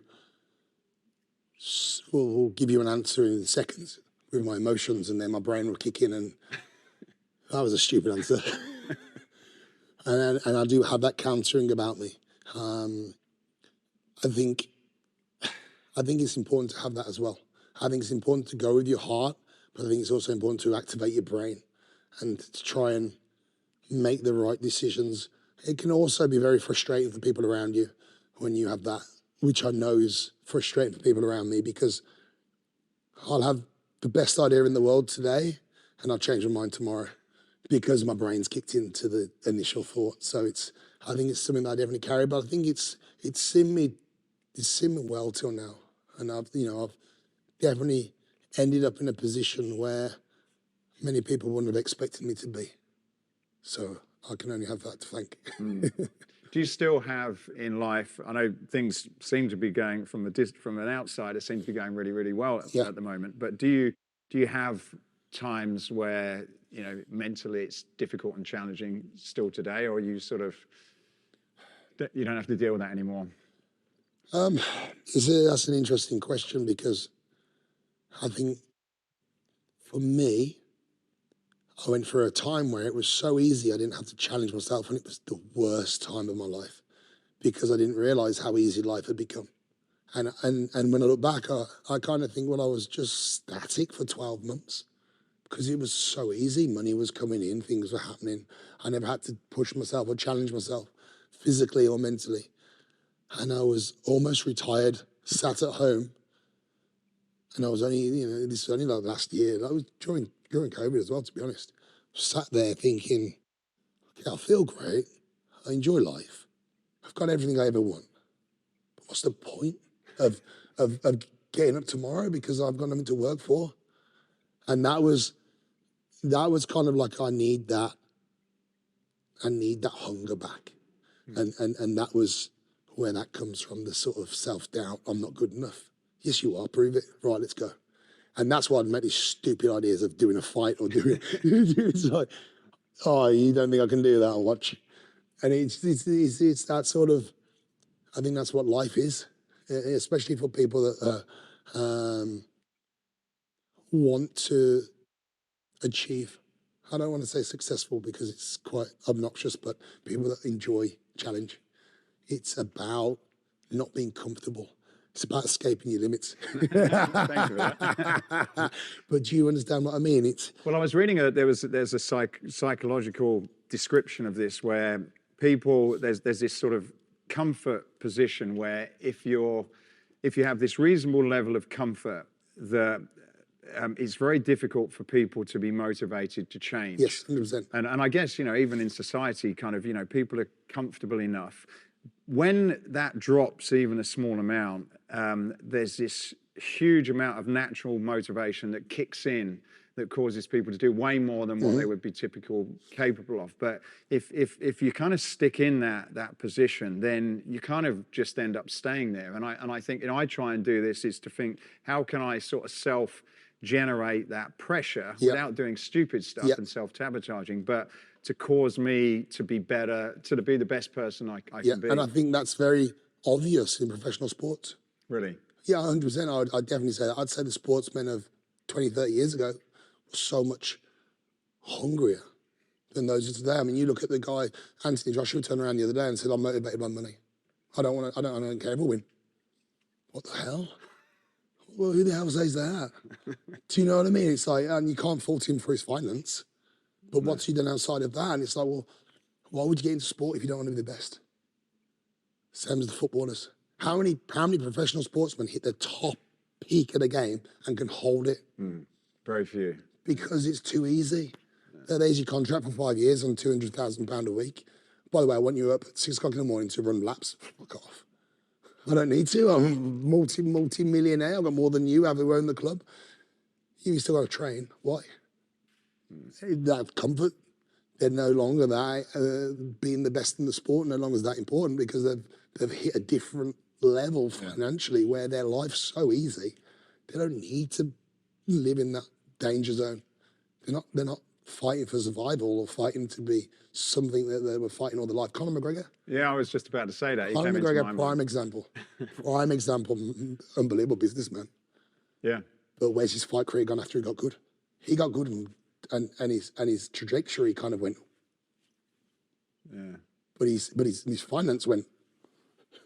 Well, that's why I'm interested because I know you're a follower of mixed martial arts, and I'm very curious to see what happens next to him because I watch a lot of his young videos and how he is on even before fight and his mindset is just he has so much desire, or he had so much desire to get somewhere. It's almost unbelievable, contagious. But it's just, he seems to have got that. And it's like, where's he going to pull that? Yeah, I mean, it's a very difficult, from? I mean, I'm not someone, I don't like talking about other people's, I wouldn't say weaknesses, but. No, I get what you mean. Do you know what I mean? Because we all have good parts and bad parts about us. I have many about myself. I think the problem with someone like Conor is that he's obviously come from absolutely nowhere, which has been well documented, and fair play to him, he's stuck with his family and his wife and so on. She supported him when he was nobody, and I think that's what you see about someone in the press and what you see about someone in real life are two different things. So let's not judge him on what we think he is or what he isn't, just on what we can see. I think Conor's problem is he's got so much success and been so successful that he needs to prove himself to himself. But how do you go above and beyond that? Once you've been the best at what you're good at, how do you then become the best at something else? Yeah. And that's a very difficult challenge. And also, personally, I think if he goes back into fighting, he'll just destroy what he'd built up because I don't think he's there anymore. I don't think he's the age. I don't think he hasn't got the desire. There's no purpose for him to go back into the fight world. And I hope for his mental state that he finds something he can put his time and energy into that gives him that intrinsic value rather than just financial. Yeah. Because money, without standing here and trying to show off, we've both done very well. We both understand that money is great up until a point. And then once you've fed your family, you've bought a house, you've bought a car, you've had a holiday, then the rest is nonsense because it doesn't mean anything. There's a point where the money becomes irrelevant to your daily life. Right? Ultimately, I would personally say anything over 150, 200,000 a year, and that's just extra rubbish and nonsense because you're having to stop doing what you enjoy doing to spend that money. Does that make sense? Yeah. Right? And that's when, like you were saying, I need to be motivated to be better without self-sabotage. But what's that motivation? So it's a very difficult thing to find for sports people. And I think that's why a lot of sports people go into drugs and depression and suicide and after the careers because they're missing that void. And you can have all the money in the world, it's not the same. And you see that a lot with boxers as well. I suppose it's the difference with sport and business is that sport does have a timeline based. Yeah, exactly. 100%. And it's hundreds like, of thousands of people screaming your name for 10 years and then it stops. Yeah. You're like, okay, I really miss that. Yeah. I miss feeling like a god. Yeah. And, you see sports people who are the best players in the world or best participants in the world, and they would have had hundreds of thousands of people screaming their name, and then only 5-10 years later, they're doing commentary on the sport, and they can walk down the street on their own. No one's bothering them. And it's like, well, how do you go from being there to there and still feel that inside you're being progressive?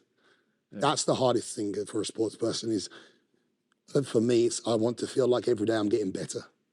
Do you think that's like a personal growth? Like I've never been at that level, so I can't imagine it. But do you feel that there's this personal growth that you have to get through to accept? Okay, that's what I did, Yeah. and I've got to now grow as an individual to say, well, look, I don't actually need that. I'm sort of somewhere else. And 100%. You need that.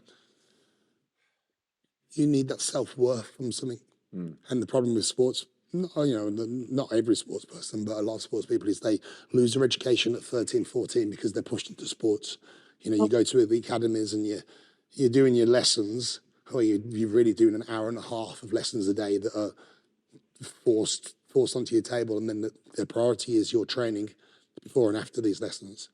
So you're missing out on that real education that could make you, it could turn you into a successful business person, potentially. The reality is that sports people don't have the ability to apply themselves properly during that phase of their life. Because if they did, they wouldn't become professional sports people. Because you got to dedicate your life to training. You haven't got time to do anything else if you want to be the best at something. Whatever, you have, it's the same as anything in life. If you want to excel at it, you have to give everything for it. If you want to be all right at it, then you can do 3 or 4 things at the same time, but you're never going to be the best. Because the person that's willing to sacrifice his soul will be better than you, because they're putting in more hours. They're living it, they're sleeping it. You know what I mean? They've sacrificed family, they've sacrificed friends, they've sacrificed nights out because they're in there 24/7. You're only in there 10 hours a week. He's in there 24 hours. And that's the difference. So I think with the sports people, because they've given everything to one area, once that area finishes, they're behind. Yeah. And being behind as a sports person mentally is horrendous. You've been around and rubbed shoulders with a lot of very successful people. How have you seen the ones that have, I suppose, been over and above, like you mentioned? I don't know if you could say his name, but someone who's clearly one of the best in the world, in the acting space, as an example. How do you see those people run their lives in terms of that balance? Because clearly, to be the best in the world or something, you've got to have that focus, and you've got to. That's pretty much got to consume everything. But you seem as though you've got, family is really key. Your relationship with your wife and your kids, and your business side, and I think that's very admirable to be able to pull that off, and making money. But how do you see those sort of superstars put it together, and have you seen people that have been able to have both that business success and the non-business, the personal side? No. Not at the top. Really? Not really at the top, because there always has to be a sacrifice. And if you're married to one thing, you can't be married to another. And that's part of the deal. It's like, if you want to be, that's why a lot of actors hit their peak and then they'll go on a sabbatical because they want to try and repair the damage they've done to the home. It's true. It's true. And that's not saying they've been horrible people or they've had affairs. That's just saying they've neglected their wife and the children. And I know many actors, I'm not going to mention names because it's not fair on them, but I've been in, on weekends away when we've been filming, and we've had a social and we've had a drink and we sat there and they've been in floods of tears.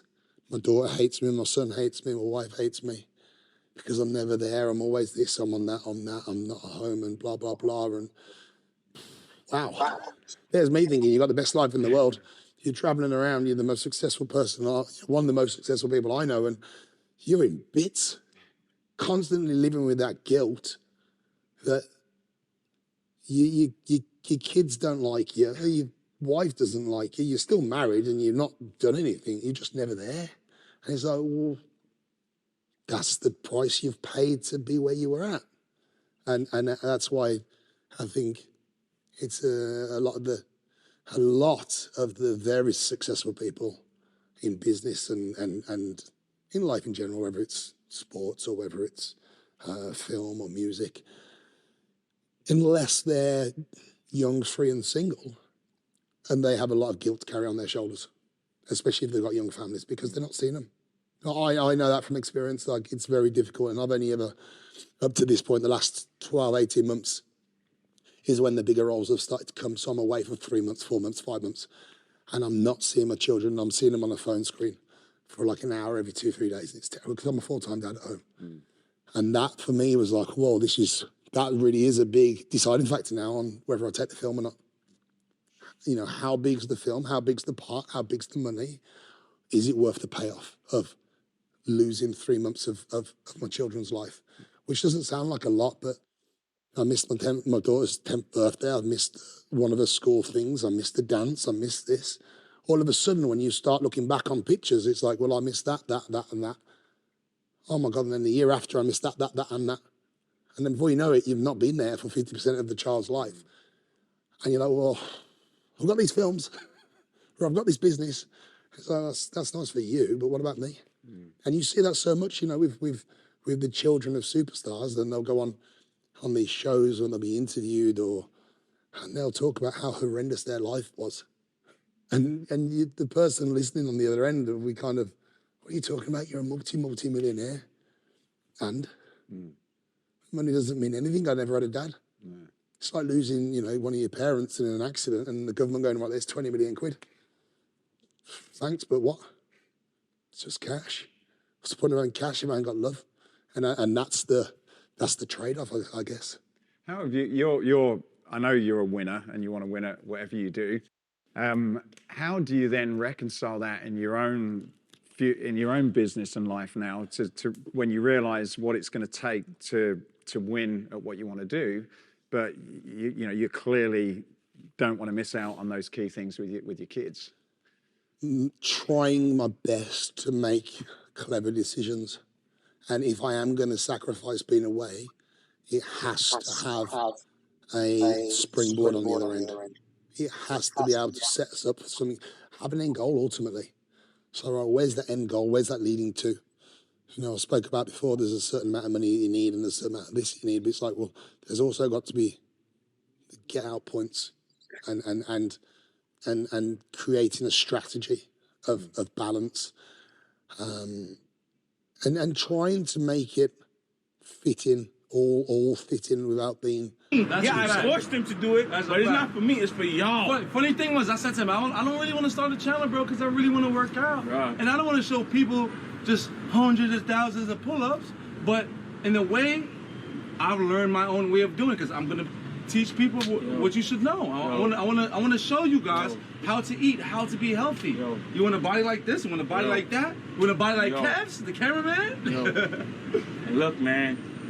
Look, man, my son invested in the GoPro. Like, GoPro, see? He invested in the GoPro just for y'all.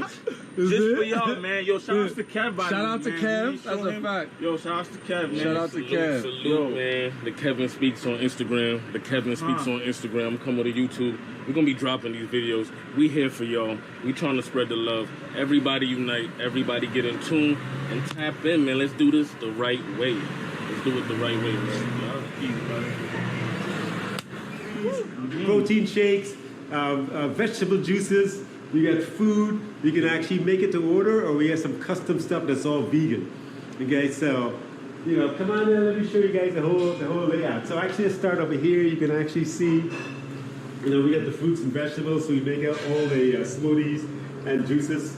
You can customize them, or we have a pre-made list of stuff you can get. Oh wow, this looks hella good. Nice options, man. Yeah, this looks hella good. Body cleanser. You see that citrus punch? That sexy body. Ooh, that sexy. They got that green lemonade. Oh, they got that energy. They got that energy. They got that energy. Exactly what we be needing. Blood regulation, man. What is it that they don't have for the human body? Yeah, we got it all. So you name it, we even got vegan patties, I mean, right now we only have chickpeas and lentils, but I love the chickpeas. We have kale and ackee and vegetables, so this is the only non-vegan one, but for the folks who still eat salmon, we get that. They still cater to the people that's trying to, start their journey, with a little salmon. They're trying to start their journey, salmon, that's what's up, man. Salmon, they cater to the people that's trying to start their journey. That's a lot better than that pork, right? Yeah, for sure. Or any other kind of meat, So, but yeah, we got breakfast all day. The sweet potato pancakes to die for. Wow. Yeah, we make our own strawberry, blueberry sauce to top it off with. The whipped cream is vegan. It's a non-dairy whipped cream. Energy. And That's what I'm talking about.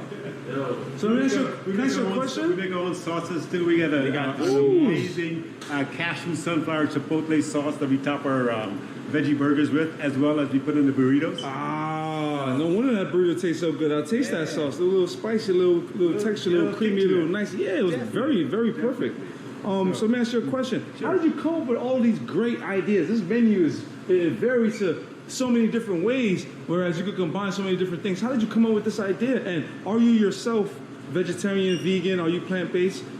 Talk to me. Okay, so my business partner, she actually started this veggies about 10 years ago. Nice. So she actually put all of these, the different juices, the names, the protein shakes, she actually put that together. We've expanded a little bit to add some more as people demand for other things. We've added to it.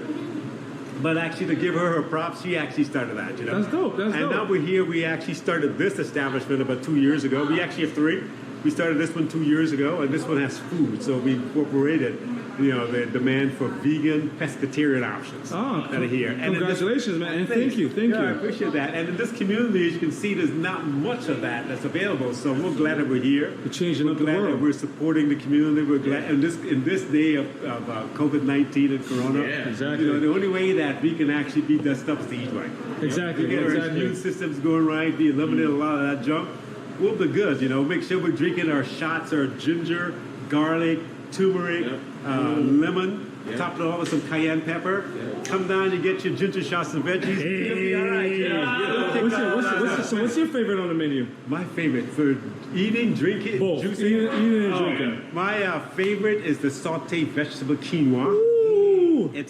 That is the diet. Energy. Yeah. And my favorite juice is the Lively Up Yourself.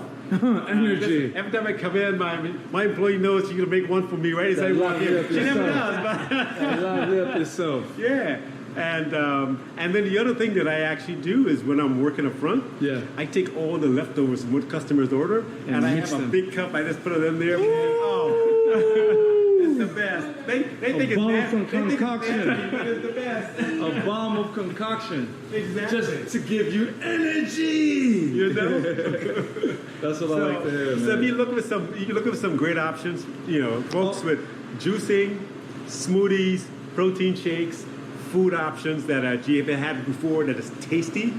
Come on down, 1209 Nostrand Avenue, Veggies. Do you have an IG or a Facebook or anything like that? We do. Just Veggies, NJBC. So Veggies, VEGGIES, Natural Juice Bar and Cafe. So NJBC. Got you. Check us out. Hit that link. Follow Make sure this you follow guy, us. man. And come eat some good food. Come eat this good food, We got guys. employees here ready to serve you. Look at that employee. Look at that smile, guys. Look at that smile. Look at that smile. Her waves is popping and stuff. Look at that smile. She's not playing with the part 2.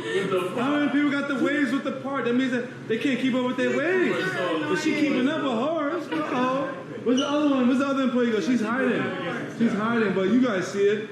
She's ready here with a smile to give you guys, to serve you guys, and make sure that you guys are healthy. Question for you: what is your favorite thing in here? My favorite thing in here would definitely have to be the strawberry banana granola, the number 11. Ooh. With the soy milk. Energy. When it comes to the juice, it's probably the same thing as his, which is the Lively Up Yourself.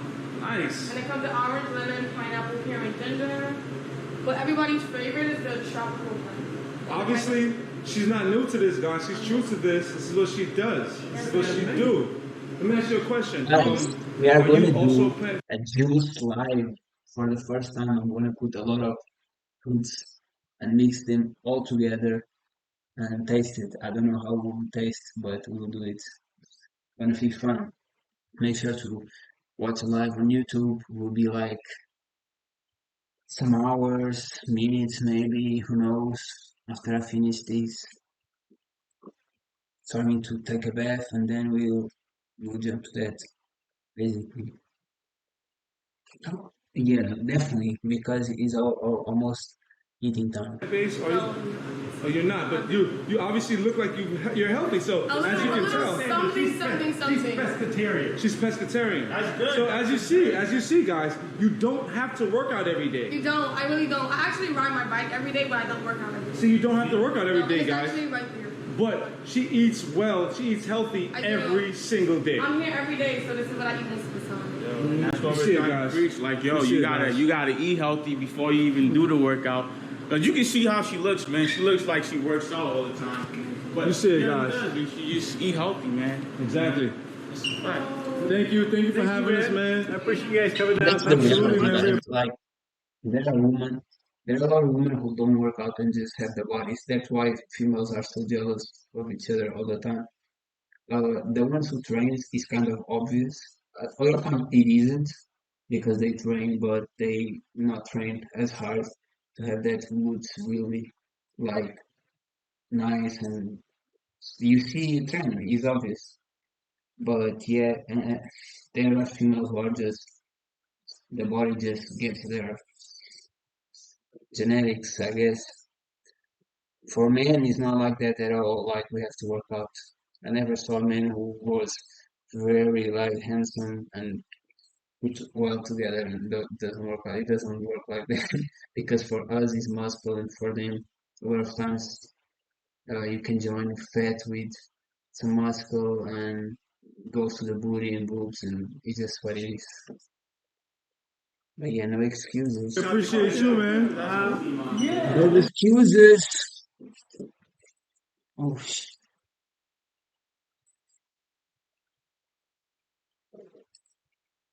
No excuses.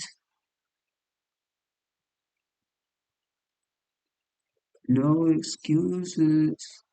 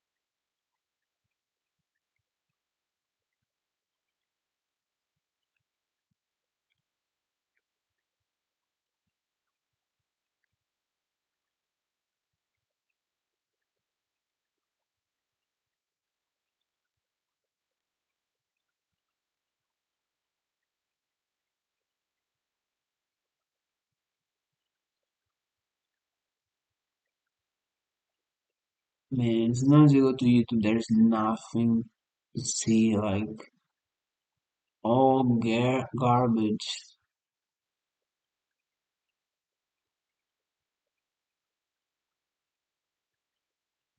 Incredible.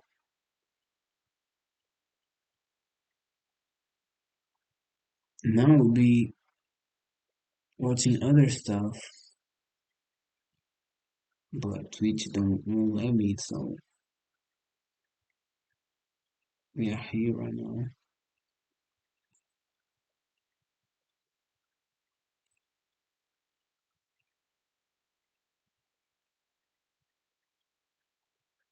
Like it's always the same subjects. I need to find something better.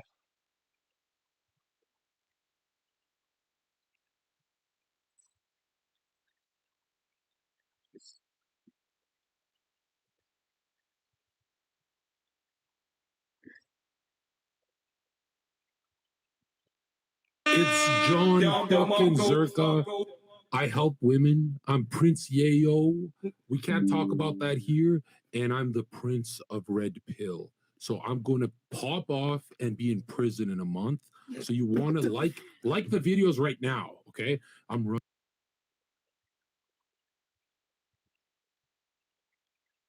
Money isn't real.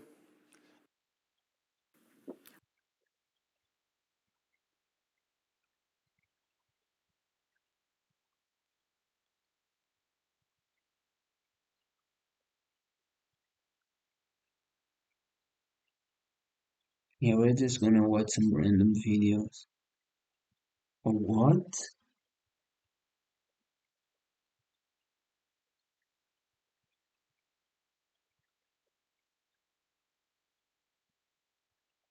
if you catch me plating you, then you're hella fit and I think you're classy. But sometimes I've plated a dog with all. You can't, like, that's crazy. Guys, are you looking to get to know someone rather than just hooking up with them? If you want to start moving your life along, it's time to start taking those conversations a bit more seriously. Here are some things to stop doing when speaking to a girl. Number 1, stop with the rapid fire questions and answers. Take your time when you speak. You don't look dumb. It actually makes you look more insightful and people are more engaged when you take your time to speak. Number 2, stop looking. Yeah, the thing with doing questions, guys, is you look like a simp. Why are you so obsessed with her? Be like asking all these questions like nobody cares. Have a normal conversation. And I've been doing that too. Like we all simp until we learn that they really look you as a dumbass. And when you grow, you understand like you're the boss. You're the man. Like she expecting you to be cool and all. She's nervous, so I'm not supposed to do that.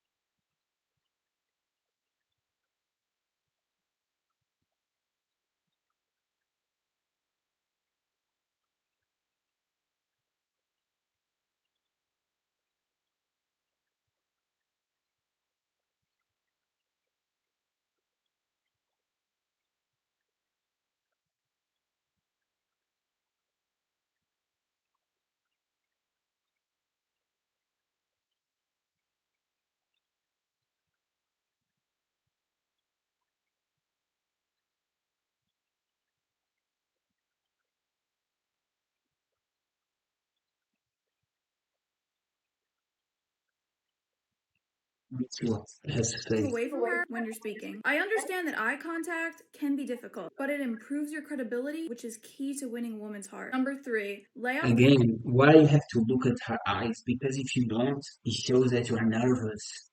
So why are you scared of a woman? A woman is smaller than you, way weaker than you, like everything.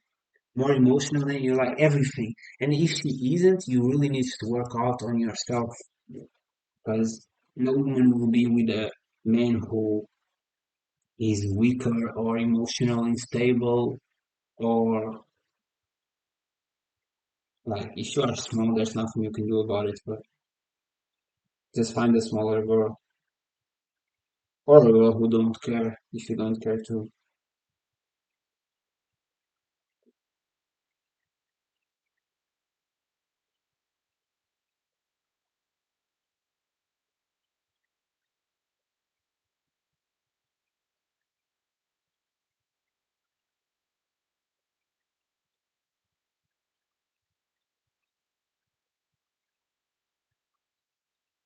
I really don't like to watch these videos because it's for teens. And I've been there long years ago, not that no more, so it doesn't make Physical sense. flirting before there's compatibility established within the conversation itself. It'll appear that you only care about the physical attraction. Number 4, stop. That's untrue. Like the thing is, if she finds you attractive and you'll be flirting and she's attracted to you, she will just follow along. If she doesn't, and she's just like, I don't know, then maybe you have to show a little bit more masculinity. Yeah, we are not gonna see this. It's boring. I'm gonna regret starting this, but let's go. Running, I'm a fugitive. Another thing, tonight I want to hear the ovaries' opinions. I don't want to just talk over them. I want to hear everyone's opinions. Don't be afraid of me. Tonight, I'm on the women's side. I'm on the losing team. You know what I mean? I'm on the losing team, and Jesus is king. Let's go. Let's go. What an intro. All right. So I'll hit the chats real quick. It is Friday, so we're gonna Super Chat Friday. Yeah, well, it is. Yeah, I guess we'll field some of your guys' questions here. All right, Wyatt. And guys, we already got almost 12,000 you guys in here. So from this point forward, we're gonna go 50 and up. But all the chats that came through, I will go ahead and read them for you guys. All right, Wyatt, $10, ladies. You and your man just hooked up, but he didn't nut, and told you not to worry about it. How would you react to this? Shout out to Maximus. That's actually a good question. Right here with Sorry guys, there's nothing to watch really. There's nothing to watch that is cool. I wanna go watch something that I was watching yesterday on Netflix, but let's see. Hey guys, and welcome back to another Vlogmas video. It's your girl Chrissy Chella here, and I'm so excited for this video because I know it's truly gonna help you, and I wish I knew these 5 things when I started my fitness journey. So without further ado, let's get into the video.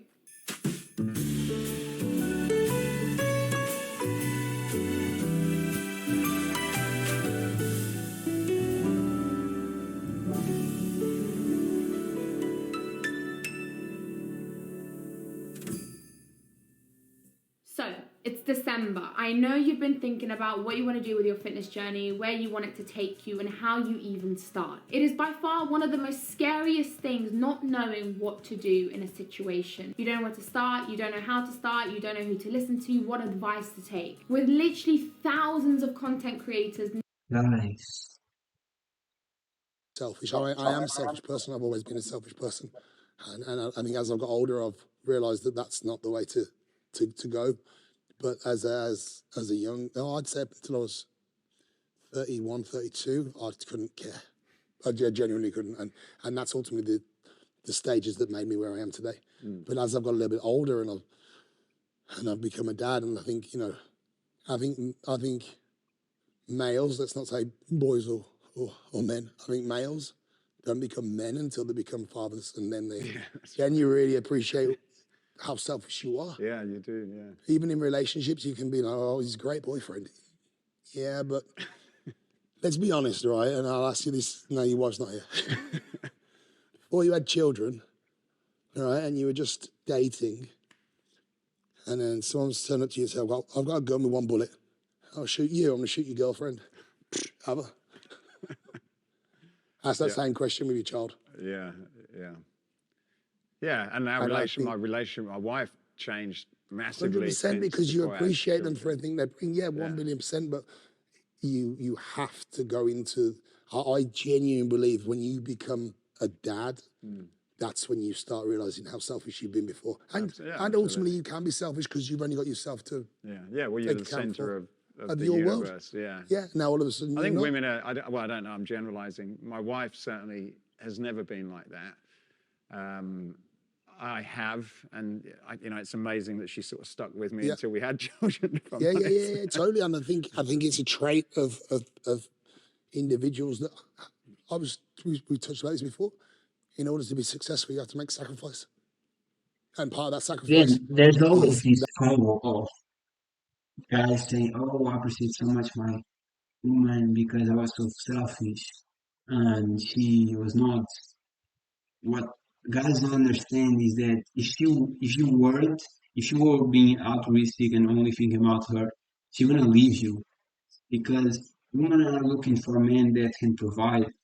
So you being selfish, you are working on your ambitions. So you are growing, and she sees you growing, and she's like, he's a good bet. Although she's mad and ratchet and all that emotional stuff, that's one of the big reasons why she is with you, because of your selfishness from going after your goals.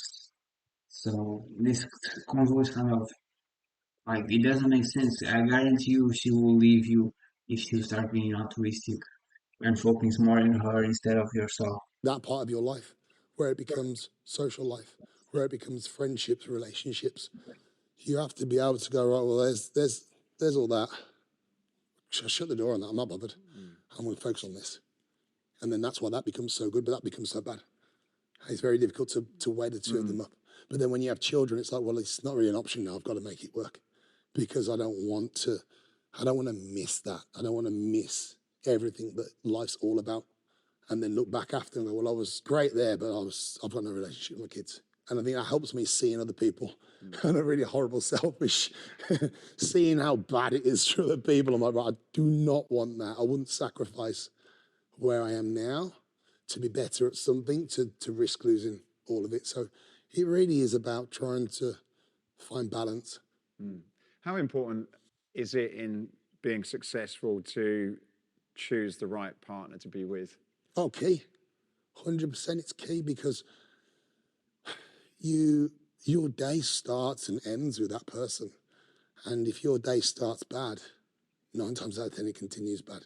And if you've had drama at home, you will bring that into your day. You'll bring that into your workplace. You'll bring that into your training. You won't sleep properly. You won't eat properly. You won't rest properly. You won't talk to people properly. You won't have time for people because you've got something else going on. And I think that's why I appreciate where I'm at now. Like I'm a terrible partner. I wouldn't have stayed with me. I really wouldn't have. But my wife has 14 years. We've been together and we've been through the good times, the bad times, and all those in between. And I think now that we've hit a point where everything seems to be working together at the same time, it's not a coincidence that my career has taken off massively, because I can apply myself when I need to, with no guilt, with happiness, with love, support, comfort, friendship, and that is so important. It's like anything in life, if you have a safety ground or you have the right environment for something, it's going to flourish. It's like a flower. How do you manage the growth between, like my wife and I talk about this quite a bit, because in relationships, I feel you both need to grow, but a lot of times people can grow independently and go in different directions. I suppose with you, with your career, like even now where you're moving into Hollywood, big movies, like you're growing, your circle of friends is different, your perspective on life is different. How are you managing that growth with your relationship with your wife so that she's coming with you? Yeah, I mean, that's very difficult, especially with children, because the reality is she can't grow in areas when she's been a full-time mom. And you'll probably get shot down. That's the most sexiest thing I've ever heard in my life, but it's the truth. It's very difficult for a, let's not say a woman, because I might be not politically correct in the sense of looks after the family, but a partner, whichever partner chooses to spend more time at home, is sacrificing their working hours or their personal development hours. But at the same time, she's growing we're growing as a family. And it's not so much look what and this is the biggest thing about becoming a dad and a man. It's not so much what you're achieving, it's what we're achieving. Because if she wasn't at home, I'd be at home, so I couldn't do it. Yeah. And that's ultimately where you need that balance in a relationship, where it's like, what's the point of having two people in a relationship that do the same thing? Be on your own. Because if you're both doing the same thing, I don't need you. If you're doing something different to what I'm doing, I'm bringing this to the table, you're bringing that to the table, let's marry that up and we're going to become great. But if you're trying to do what I'm trying to do and I'm trying to do what you're trying to do, we're just going to tread on each other's toes. Same in a business, I guess. 100%. What's the point of having two people that are both great at one thing and can't do the other? And for me, I think that's why, my relationship has really flourished, because we both found our own areas of what we are meant to be doing, and not meant to be doing, but what we naturally veer towards. I love being a dad. I love spending time at home, but there's a limit, in the sense that I need to be out doing stuff. I need to feel like I'm providing and giving and successful, and have respect for my wife and my children for what I'm doing and bringing to them. And at the same time, my wife's great at giving me that stability where I don't have to worry where my children are, what they're doing, who they're with. Are they going to school? Are they ready for school? Are they coming out? Are they being fed? Are they being looked after? Are the clothes being done? All of that's done. And that's why it works amazing. It's like, it's the two opposites to come together and create a really happy household. Are there any conscious things that you do together or that you work on that keep that going? Yeah, try to, but it's difficult. It's very difficult with 3 children, no real network of support. I'm away constantly. I was in Switzerland last week. I'm in Bali next week. I'm going back to Rome, constantly backwards and forwards to Rome. Places that the wife would love to come. We managed to get out to Dubai together early in the year, and that was a nightmare. Just to try and get child support and get the kids looked after. And obviously with the kids being so young, they don't really understand. So I think the most important thing is to show gratitude and respect what each other's sacrificing to get where you are, and to have plans together. You know, like we're looking at moving, and we're looking at doing this, and we're looking at doing that, and I'm trying to give her something that she's missing in that part of her life, and she's trying to support me to help me do it, to give her what she's missing. And I think it's compromise. Compromise and appreciating what each other do is key. So you've also got a fitness business. I know you've got an online fitness coaching business. Do you still have a gym as well? Yeah, I've got a private gym. I don't run it as an open gym anymore. It was an open gym, then COVID hit, and like every other business and business owner, it was such a bizarre time that just didn't make sense for me at that point. The gym was always, so I basically opened up, I shouldn't say this, I might get chased by the taxman.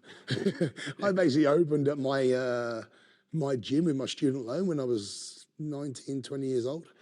And I took the loan out to go to university and decided it would be a great idea to use that money instead and to open up a little unit. And that's where the gym came from. 20 years later, it was a fully functional gym that had started on my student grant.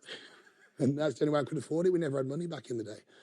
And it was always a thing of passion, the gym, to me, business-wise. But gyms never make money. You know, gyms are something, unless you've got a massive franchise and you've got backers and you've got a real business.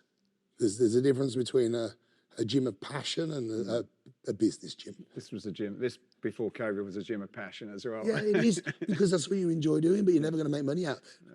You know, you've got to enjoy it and being around it, and you live it and you work it. Any gym owner knows that it's the longest, probably one of the least financially rewarding businesses there is, but intrinsically it's the best place in the world. And you sacrifice. It's the same as people that become that work in services such as nurses and so on.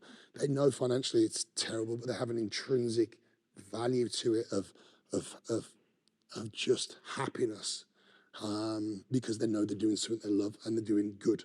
And the same as most gyms. It's a very tough gig if you want to become a multimillionaire to do it by owning one gym, because the reality is you work in that gym 24/7 and you're chasing your tail, but you love what you do. So you were a trained personal trainer originally. Yeah. Are you still doing your online coaching? Are you still? Yes, we do the coaching. So the biggest problem for me is that it's having enough hours in the day to do stuff. Like, I love the coaching, I love working with people, but this is something that's going to end up taking a back seat because I'm so busy doing other things, but the actual business will develop. And we're going to develop. I actually had a meeting about this yesterday, so it's a bizarre time to talk about it. The business will develop into the Martin Ford Fitness universe, so to speak, where I can still put the passion of having to fitness into an environment, but it will just be a different way of teaching and educating and helping people through knowledge and experience. Do you have a training philosophy that you've used with your clients? In what sense? Are you sort of, is there a particular type of style of training or? Yeah, well, definitely. I mean, obviously, it depends on what their outcome is. I've been through 30 years nearly of training now, so I've trained for sports. I've trained various sports, from MMA to boxing to cricket to football. I've done bodybuilding. I've done fat loss. I've done muscle gain. I've done everything and all that in between. So it very much depends on what they're looking for. But I think the root to it all is making yourself accountable and having a plan that's